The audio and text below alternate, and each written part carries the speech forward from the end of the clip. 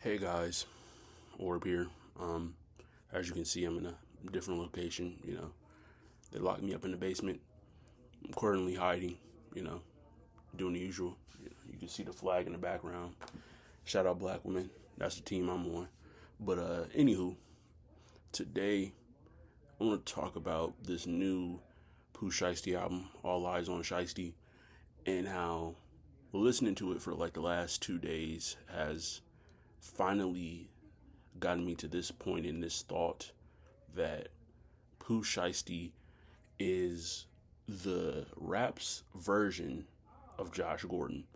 Now, if you don't know who Josh Gordon is, Josh Gordon was a football player for the Cleveland Browns, receiver, and he had a lot of potential for the time. He had a great season. I think one season he got like 1,600 yards, and he was one of the next best receivers coming into the league. But because he couldn't stay away from like the weed, the drugs, the life, the all the stuff that you needed to stay away from to be able to stay in the league, his career was cut short and got suspended a bunch of times, and he's just a big what if now, and that's how I'm starting to feel about Pooh Shiesty. This new album I was really excited for because I remember back in, I think it was like 2022, 2023, Shiesty season that came out, and that was a really good album. It had so many nice tracks on there. It was really like the future of rap. I think by the time he had got on the double XL list, but he had the outside noise reflecting everything coming out. He was shooting niggas. Had the shit out in the club where he shot somebody, going to prison. You know, and I really think that's just a thing with what's his face, Gucci Mane's artist. Whenever Gucci Mane signs an artist, something tragic happens.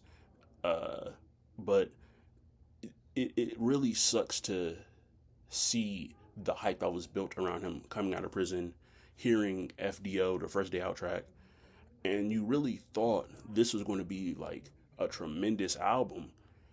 But this track has so much. This album has so much untapped potential going into it that just wasn't necessarily used. Like, you have so many tracks that have great production, that have solid raps, but it just doesn't connect together. And I think because of all the outside noise, it has affected his music in a negative way. If you don't know, he had a whole thing where he had pretty much kidnapped Gucci Mane and like held him at gunpoint to get him released from the label. But it's stuff like that where it's almost like he's so worried on being a statistic instead of being a great artist. And I honestly believe Pooh Shiesty has the ability to be a great artist, man. Pooh Shiesty, he's the reason why people wear ski masks. Like, he has such a cultural connect in rap music and for the younger people that listen to music. So he had that grasp, and just the outside noise destroyed all that for him. And I still think that he can have that connection, but because he's so stuck on the outside life instead of the music, it has negatively affected his sound. Like, even when you listen to this album, there are certain tracks on here like that I thought were cool, like Last Man Breathing. Read What You Said was cool. What was another one? I think Trip was solid. There are solid songs on here. Shit, starting up. But there are solid songs on this album that you can tell, like, okay, there's something there, but it felt like they really just put tracks together. Like, they almost, how when Wayne went to prison, they had Wayne just rapping off of a cell phone and really trying to better the vocals up and trying to clean up everything. It feels like that, where they had either the production was fully done, but the track wasn't, so now they're just kind of loosely putting together the verse. It really felt like either the verse was done, but the track and the beat wasn't really put together, so now they're just putting together a beat. it really felt loose and jagged, and nothing really made sense on the album, you know? And that really sucks because Pooh Shiesty was online to be one of the biggest artists in rap music, but again, he was Josh Gordon in it, you know? He was really more or less worried on the outside noise than creating something that was great. If you know Josh Gordon, him smoking a bunch of weed, now, we all know in a society, weed really not a drug for real. Like, it's really not. It's addicting, but it's not really a drug, you know? It's people doing heroin. You know, they let Lawrence Taylor do crack while he was playing, you know?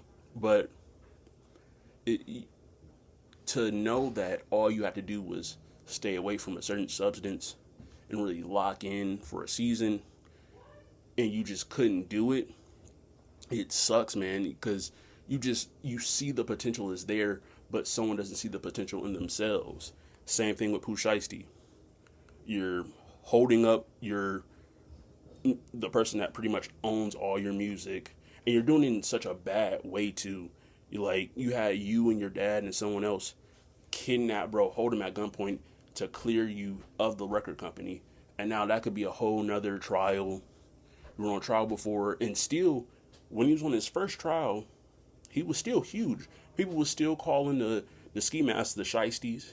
You know, he still had he was still known as a public figure that can change the culture. But if he doesn't see it in himself, I think this will be another waste of potential in rap music, you know? And I just really want good music from him. And I believe that he can make that. But if he doesn't lock the fuck in, it's going to be difficult, bro. And yeah, that's just a quick rant for me today. That just listening to this album, I was really hoping for something a lot cleaner. It still feels like he's stuck in 2023, you know? He still feels like he's stuck in his old sound and hasn't really advanced his raps. So, you know, and I feel like it could be solid for some party music, but I can't see nobody partying to this or really vibing to this real. So, I don't know, man. Hopefully he figures it out. I've been Orb. Peace.